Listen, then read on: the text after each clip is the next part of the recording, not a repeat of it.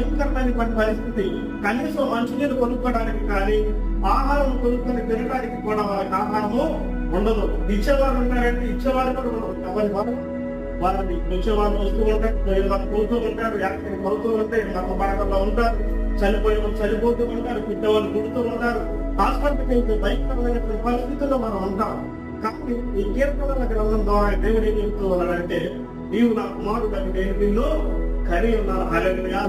దేవానికి దేవుడే మన పక్షాన మనతో పాటుగా ఉంటే ఆయన ఇచ్చేటటువంటి ఆశీర్వాదములు చాలా చక్కనైనవి, శ్రేష్టమైనవి. కాబట్టి ఎంతో మంచి మాటతో ఈ విధంగా దేవుడు మనల్ని ఏం చేస్తున్నాడు, స్థిరపరిచి ఉన్నాడు, మాట్లాడి ఉన్నాడు. నిజంగా 2 నెలలకి మనం ప్రవేశపడి ఉన్నాం ఈ విధంగా. ఎందుకంటే సువార్త అందక ఆశీర్వాదకరమైన మాటలు ఎవరు చెప్పక ఈ బైబిల్లో ఉన్నటువంటి మాటలను కనుక ఎవరైనా ప్రకటన చేసినట్లయితే